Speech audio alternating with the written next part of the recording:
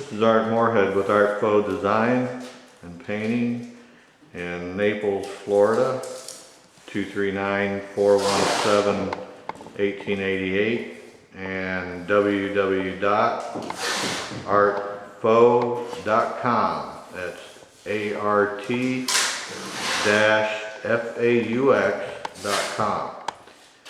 And what we're doing here is we're showing how to tape off the wall before you faux it. We're going to be using a one color glaze, and Dell is doing this masking. A lot of people think masking is not that big of an issue, but if you do it right, you can save a lot of time.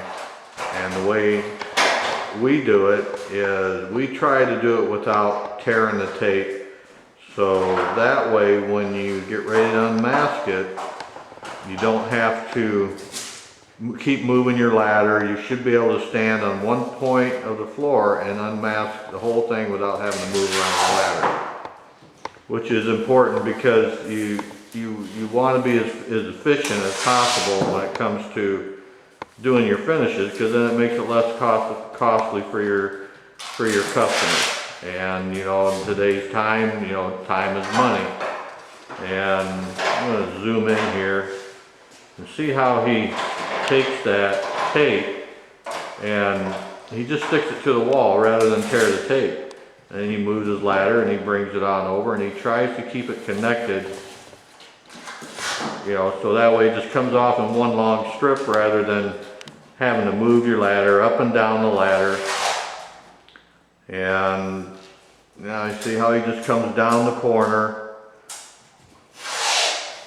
And of course, we've been doing this for a lot of years. I mean, we've been in the painting business 30 years. We've been doing faux, probably 10 years or better.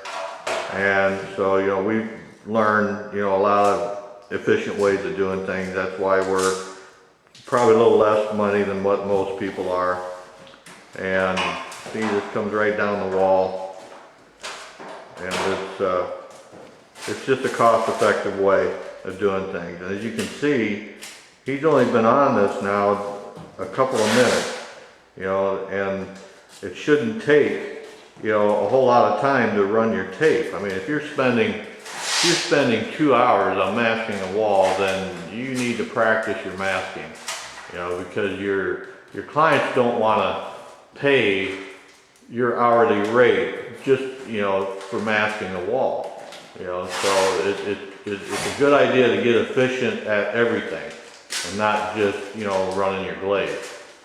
And we're gonna show you, we're gonna do a one color glaze on this wall, just like what I showed you before on the texture finish, but this is a smooth finish. So it's gonna be a little bit different than what's on that wall. It's gonna be a little bit more subtle. You're gonna see a little bit more movement, you know, as far as the rag. And we're doing a broken color technique. It's kind of like a color wash, but it isn't. You know, it takes practice to do this also. This is something that you're not gonna just jump right in and do the first time. You know, there's a book that's out there. It's written by Pierre Finkelstein, and he is one of the masters of faux finishing. And in one of his quotes, and I hope you don't mind me quoting this, is, when it comes to faux and decorative art, it's 10% talent and 90% practice. And I'll tell you, it really is, honestly. I mean, sure, there is talent involved, and you have to understand color and study color theory, which is very important. And if you don't know color theory, then you probably need to get you a class or get you a couple books and practice it, because you can really, you know, come up with some pretty horrible stuff if you don't understand color. And it's very important to your clients, you know, because your clients are calling you and you're supposed to be a professional at this. And if you don't know about color and it takes you 10 or 15 samples to get to the finish that they like, and you know, they don't want to pay for that. You know, you need to be able to hit the color exactly what they want, you know. And it does take a little bit of practice, but you know, it's what it's about.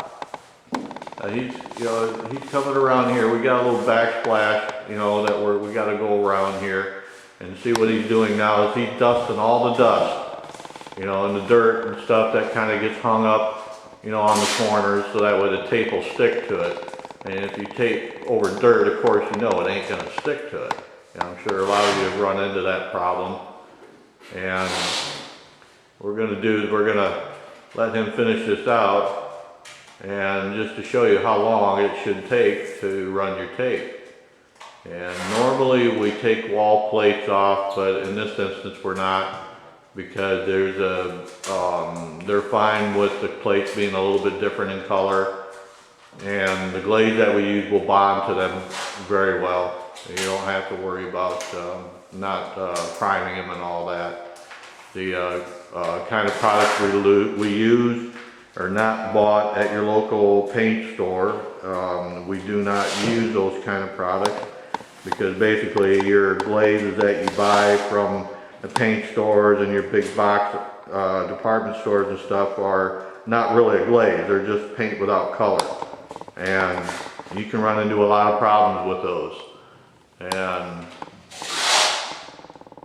And you know, I mean, they're fine for this look that you're looking for, if that's what your client wants, if they're in a budget-minded, you know, type finish. But you know, we just like what we use here. I mean, this glaze is rather expensive. It's not, you know, a typical $20, $30 gallon product. I mean, your glazes can run anywhere from $60 to $80 a gallon, but it goes a long way. So, as you can see, he's got this masked off here, and it only took him, you know, he's on it 7 minutes. I mean that's all it should take, folks. I mean, if you're spending 2-3 hours on masking, you know, you need to really check your, you know, you really need to practice on that. So now that he has that masked off, we're going to get our glaze mixed up, and then we'll come back and then we'll show you just how quick this can go.